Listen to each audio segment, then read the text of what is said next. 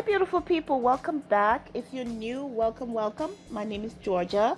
So we are going to do a recap and a review of Love and Marriage Detroit Season 1 Reunion Part 1 Special. So we have come to the end of Season 1 of Love and Marriage Detroit. We are here at the reunion, and we start off with, we show the cast arriving at the venue. Then we see Carlos goes into each of their dressing rooms to meet them and just to touch base with them. And then we see everyone come to the stage, the normal things that they do. We sit down and then we start going over each of the couple's package. So if you don't know what a package is, what they do is they run highlights from each episode over the entire season, just, telling more about their lives, just a summary of their lives. So he starts off with Christina and Brandon, and Carlos then asks, first of all, he tells him, he's happy to be able to highlight or bring a show from his city of Detroit. We all know Carlos is from Detroit, so he was just happy to be able to highlight his city. So then they ran the package, and like I said, they came to Christina and Brandon, and he starts off to ask them, how was your first reunion? How was your first show? How did you find it? Do you reality TV? And Brandon said it really put our lives on display, and it made him look at himself differently. He did part of the package where he ran the scene where he had Brandon in the bar telling the guys that he got kind of close to one of his artists. And then Carlos asked Christina, like, how did that make you feel? Him saying that, that he got close to the artist. She said, it's what he said that hurt her. The fact that he said he did not like her. So that kind of really hurt her, being that they're married and we're supposed to be husband and wife, and you're telling me you don't like me. So Carlos straight up asked Brandon, did you sleep with your artist? Did you have an emotional connection? And he said he kind of had an emotional connection. He was kind of venting. And then Carlos asked him, did you actually sleep with the artist? And he says, no, he did not. So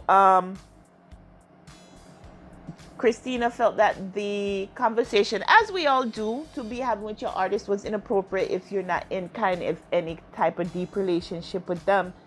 And it was just wrong to do. So they went over that. We see that Brandon has a new look. If you guys didn't see, he took the ponytail off, the high bun that is done. So now he could do his hair himself. Christina don't have to do his hair for him. And they just said that, it put their marriage on display. It let them look a little bit closer to themselves, I should say.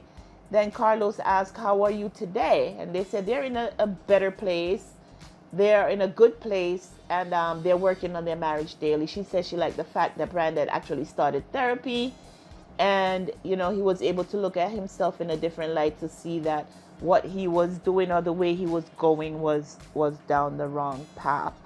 So that was Christina and Brandon. They spent a lot of time on it. Most of it was doing like the highlights from all of the episodes. But as you guys know, I already did a review on those, so you could go back and watch them. Then he moved on to Dr. LaToya and Brandon, and ran their package, of course, like I said. And then they're talking about, what their kids were going through during the pandemic, when school closed and then they went back to school, how they were dealing with straight racism. And like Dr. LaToya said, these kids only display what they're being taught in their household. So she said for her strong son, which is the first son to come home, he's like, he could get through anything. She said for him to come home and to be crying about the way he was treated at school, it really hurt her heart. And she said that in the time of the pandemic, she was also a first responder. And to have her husband be away from home for 7 whole months, that was hard on her.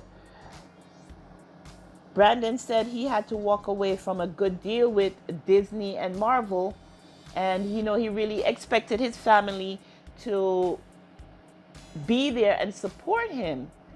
He said, especially her parents, the fact that, he's always been supporting the family. And now is his time to actually step out and do something big for himself and the family, the way they were they were talking about him and trying to discourage him because what he was doing was something good.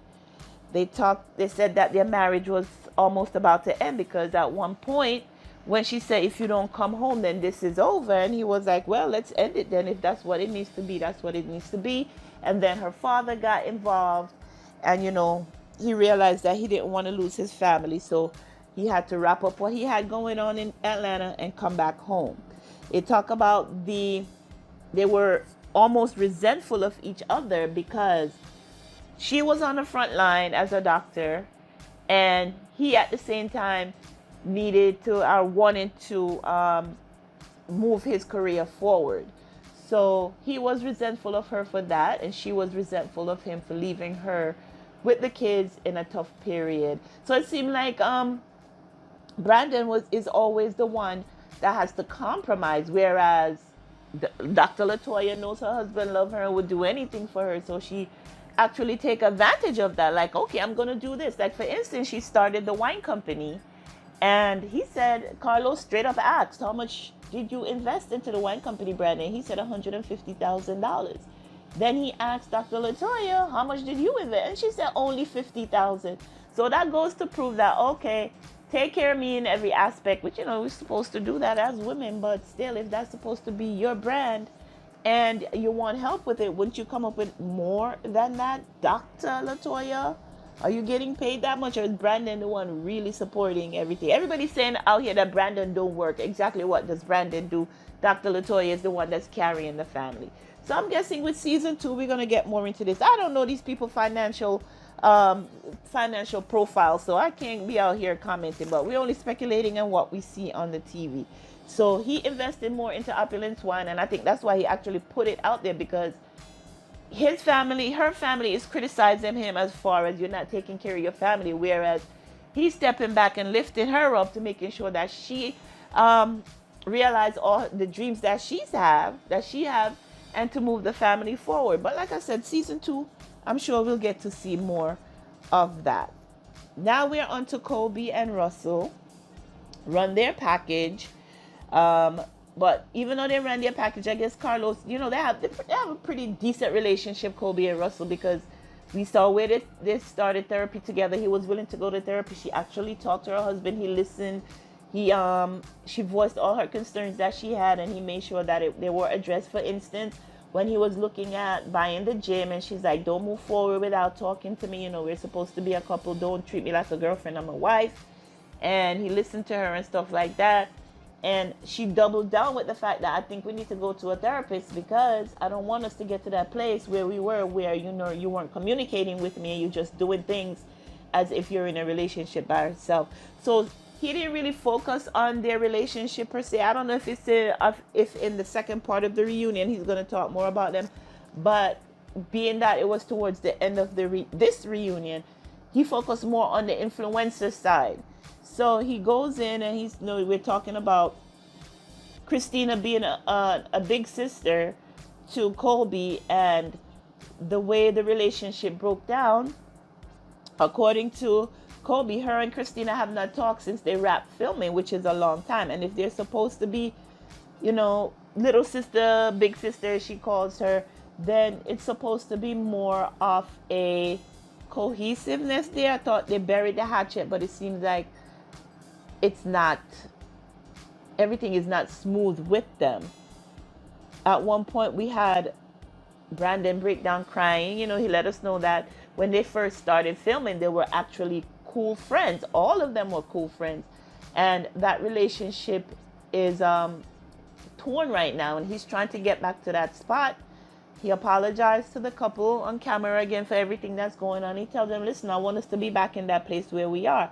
Of course, Russell is going to be like, yeah, we're good. Guys, they dab it up. They hug it out. They go out. They're good. But Colby is not at that point yet. At least not in this part of the reunion that we see. When Carlos asked her, are you ready to move on and be cool with Christina? She couldn't answer. And Carlos was like, well, I see you're not there yet, so I'm not going to push it. But in between all that, we had Christina and Latoya go back and forth, whereas Carlos was kind of he wasn't egging them on. He was just asking questions that we all want to know. So one of the questions was, he asked Latoya, no, he asked Christina, do you think Latoya likes you? And she said no. But then she followed up with, there's certain aspects about me that I don't think she likes, but I don't know what it is that I've done to this woman for her to be that way. And then Latoya tells Carlos, I think she's a manipulator. I think she plays the victim.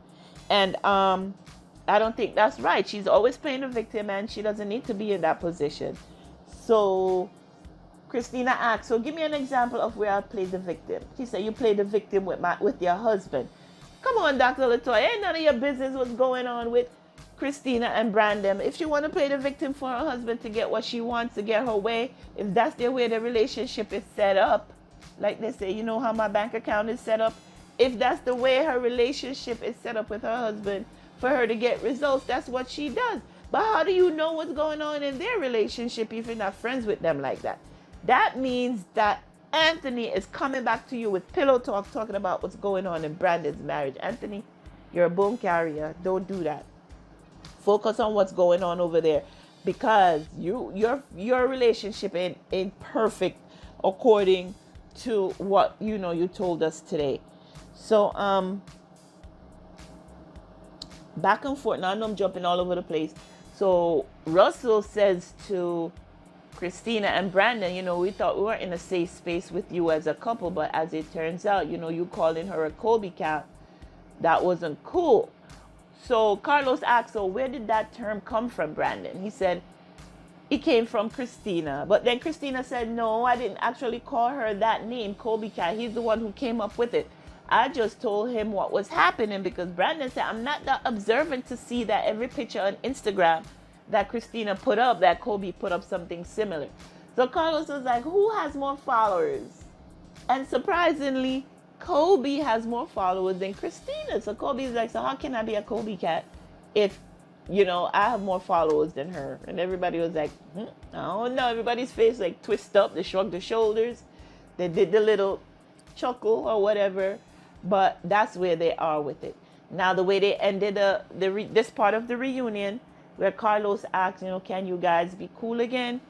And Kobe was like, she didn't answer. She just shrugged her shoulders, and you saw her face where she's like, I'm not sure. So in the next reunion, I guess we'll see more and see where, what else they're going to discuss. But most of this reunion was the time was taken up with them running the each couple's package, where it's scenes from every episode that we've seen. There wasn't a lot of discussion. There was one thing that Christina said that I thought was very interesting, and that's why I think people are calling the show boring, because we're so used to reality TV where whenever they have a TV show, we expect drama nonstop. But Christina said she protected Kobe, because she said she was being pushed to actually bring the drama. And she told the producers, I'm not going to do that. I'm not going to do that to my friend. She's my friend. I'm not going to do that. So I think that's why people are calling the show boring, because there's not a lot of drama. But honestly, it doesn't need all that drama. That formula needs to be faded out. We actually need to see people actually complete projects that they said they were going to do.